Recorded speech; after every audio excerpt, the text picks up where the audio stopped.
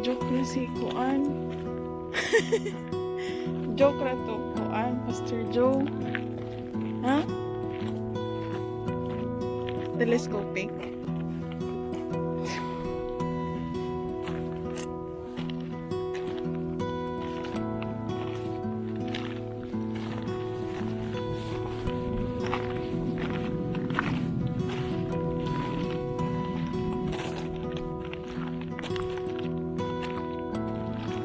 Ano ngalan ang lugar?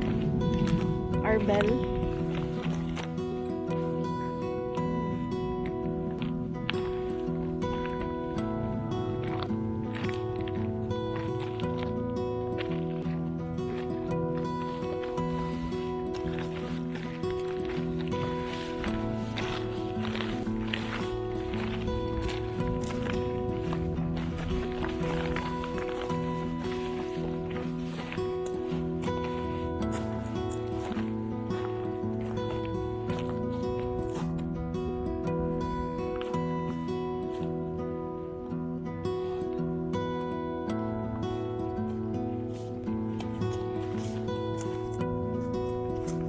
This is as big as they could imagine any body of water should have been.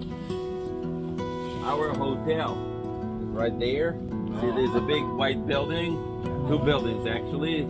Just behind them is our hotel, and you see the boats there. This is one of the boats that will take us to more at 8 o'clock. So Yeah. if we continue, you go around. And actually, almost toward the end, this is Capernaum, where we're going to be tomorrow. Just above it, there's Mount of Beatitudes. So actually, from here to Capernaum is this area where Jesus spent 2 years until basically from the baptism to the crucifixion. Of course, except that 1 week he was in Jerusalem, but most of his ministry was pretty much from here. He never went up to Tiberias, the town there, although the city existed in his days. But this is because maybe it was too dangerous. People there were like the people in Nazareth, too sophisticated, too full of themselves. They said they didn't want to listen to anyone. So he said it's premature probably. He went to the people, the fishermen, and he said, you're actually a fisherman of fish, and I'll make you fishermen. It all happened here. This town, this little town, is a community called Migdal. It's actually Mary Magdalene came from here. So the name Migdal is Magdala. Yeah. In the old days, he would call it the Magdala. And actually, this was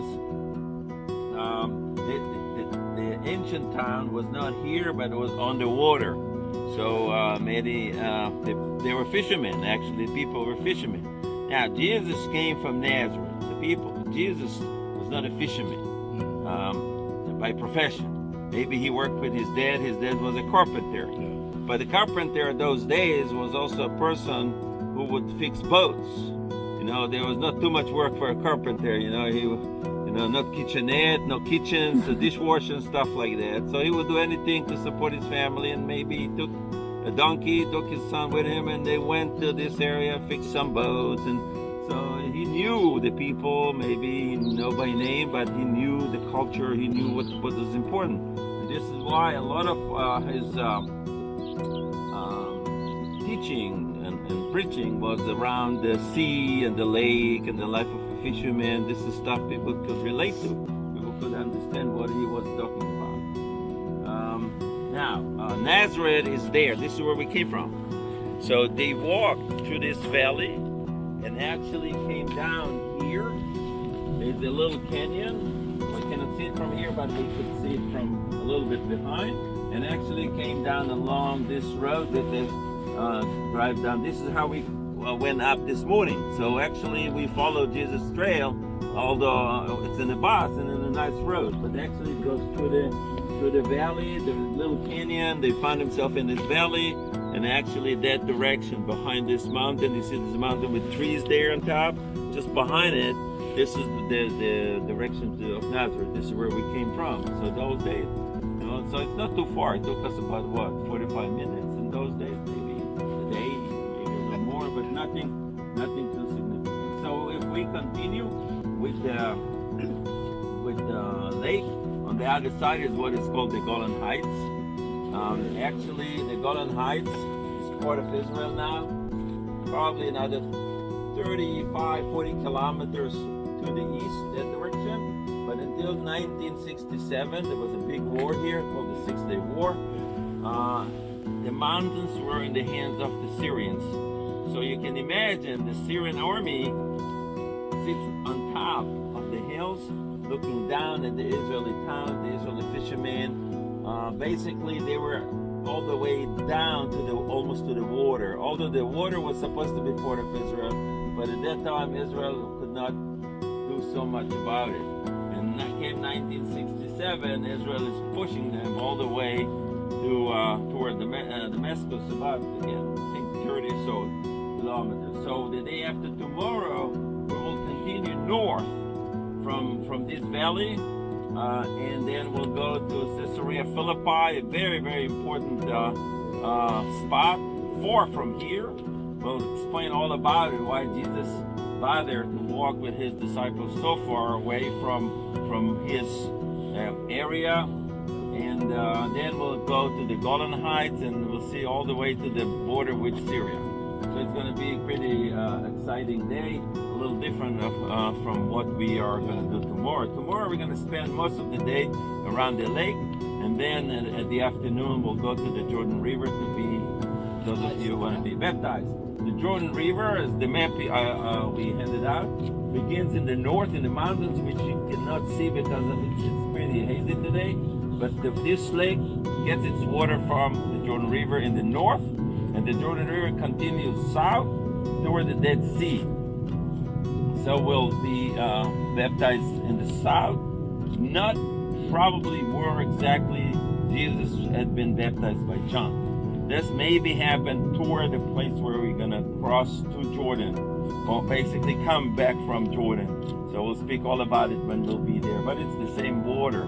So it's a fresh water. It's the only lake in Israel that actually we have. And this is all fresh water.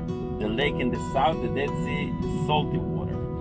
So it takes fresh water and it turns into salt water. So we'll speak about it when we'll be there. So you gotta have pretty good. Be careful. We want. This is only the second day. We don't want to start already. Maybe last day. So anyway, this is pretty much what we see. This is, by the way, all this area that you see all the way to the north is called Galilee. And this is why this is the Sea of Galilee. We are the lower Galilee, which is right down here, and you can understand why. And upper Galilee, the mountains up there. But the whole thing is Galilee. Galilee in Hebrew is also a region, a district. So this is the district named Galilee, the lower one, and the upper one up there. Up to now, the name is Galilee. I'm sorry? The name of the place now is Galilee. It's Galilee, yes. So this is lower Galilee, and this is upper Galilee. Or Glilot. In the Bible it says Glilot. The plural of Galil is Glilot. So, but we don't use it in modern Hebrew. We don't use it. We just use Galilee. So it's the name. You say anyone knows it is Galilee, they know what you're talking about. But in biblical Hebrew, they would use it more often. And now, one last thing here is you see all these bushes in the water, you know, and this great stuff. What happened was that we suffered from about 10 years of drought until about 2 or 3 years ago. The water level went down dramatically because there was not enough rain, not enough snow in the mountains. This lake provided about 30% of the drinking water of the state of Israel. And also, we give water to Jordan. So there was a big, serious issue here in Israel. Water. There was not enough drinking water in Israel. So all kind of campaigns to ask people not to waste water, not to use too much water. And this, because the water level went so much down, the bushes started to grow in the middle of what once was water. Fortunately, 10 years later, the water, we had 2 good seasons, decent amount of rain and snow, so it came back, so the bushes are in the water. level. Because we had this serious problem, Israel invested heavily in desalinating water. So we take seawater and actually purify it to the point that you can drink it. So most of the water now is water from the sea, from the Mediterranean.